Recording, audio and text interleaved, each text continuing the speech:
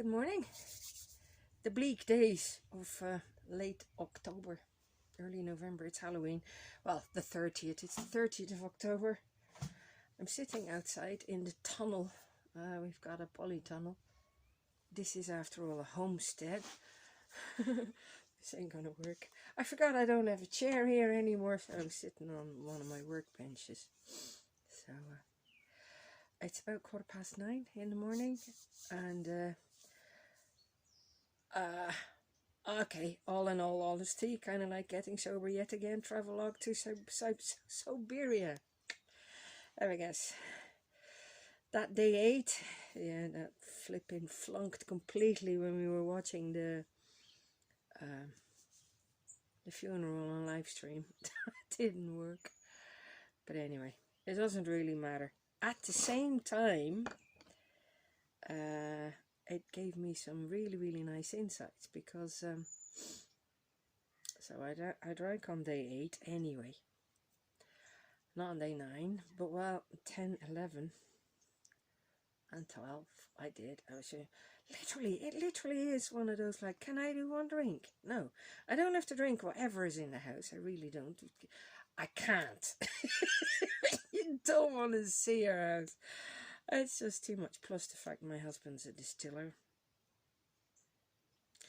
But I did come to the conclusion that kind of like, Ja, you actually mentioned Sober Leon. And the funny thing is, 3 days ago, he posted something about alcohol being the hard drug. It's worse than heroin, and it's worse than, what do you call it? Crack cocaine. I've never done crack cocaine. I've done cocaine in the past. That's very far back. But it really is. And so I was actually already telling my husband that, kind of like, him being a distiller, in essence, it doesn't really matter. I mean, everybody basically frowns on the drug dealer. Blah blah blah, bad people, whatever. Sorry, you can't do any sign anymore nowadays. But when you really think of it, any barman, any restaurant, any distiller, any brewer, it's just perpetuating that kind of like the drugs, and it just kind of really hit home with me. Like, and yesterday it was finally I kind of like called myself, like, I'm not an alcoholic, I'm an addict. Makes it sound a bit more serious, doesn't it? And it does, and hopefully that will work. So I'm on day 2 again. The thing is, I've done it before. I mean, we've had 2 kids that were on transplant lists, and obviously, if you have a pager with you, we had the pagers for 2-3 years, you can't be called in and kind of like, oh yeah, you have to sign this, la la la, whatever. Can't do that, doesn't work. So I've had long periods without, but it literally is, you have that one drink again and you think you're on top of it, and you're not, because it literally is gonna be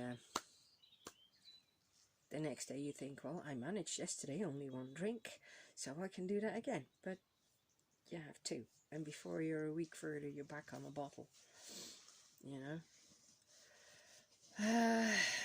The other nice thing is, because I actually keep a small log just in my gallery, basically, and that works very nicely, literally, because I saw that kind of like the first few days, including day 8, and then, but I did do another one 2 days ago, and the difference, literally kind of like, oh, why would I care, blah blah blah, literally such an addict way of talking, you know, like, what the fuck, you know, I can do whatever the hell I like, this, that.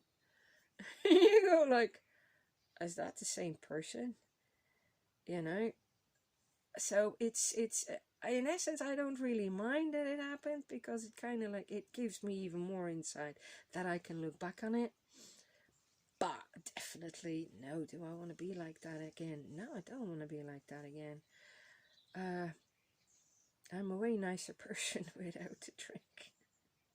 Even if you'd say like, yeah, but the only person I embarrass is myself. Even that, I don't want to feel embarrassed about myself. And you know, kind of like, and the thing that Leon said is also Sober Leon, which is another very nice one, with the pushing of, like, you know, people making money of it, obviously. And it's not even that long ago that you only have to remember back and like that smoking a cigarette was cool. You either had the Marlboro cowboy, you know, blah blah blah, with the Stenson and on his horse, this that and that, or Audrey Hepburn with her long kind of like, and it was cool and it was hip and it was healthy. Even, you know, kind of in the 1950s, they actually promoted smoking to mothers or pregnant women because it actually reduced the birth weight of the baby, which made it easier to give birth. Honest to God. This is what it was. And they just kept pushing it until now, finally. It took a while, and now you've got Australia or New Zealand, that, and they're going to bring it in as well, that you cannot buy cigarettes. If you're born after 2009, I think it is, that's it. It's legal to buy cigarettes. You can kind of, and it's the same with alcohol. It's just being so glorified. So glorified. You're not part of it. Oh, it helps you relax and all this stuff. Yeah, it helps me. It helps me not give a damn.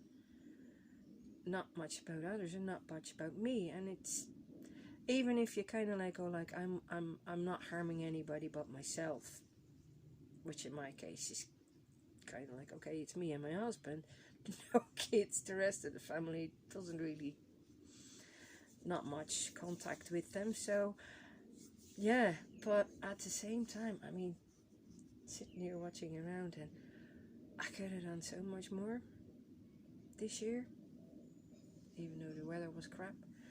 But it's pushed. It's, and like as somebody else said it, I can't, Malene, I think, she said it as well. Oh, come on.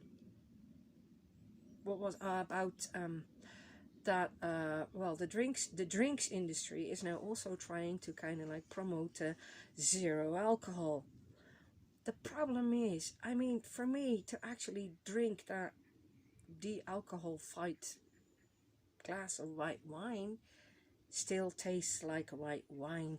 So that step to go over back from, I'll just have a glass of that, it's fine. That's it. You'd be off the rails again, you know. So yeah. Why am I sitting in the tunnel? Because Paul is still asleep.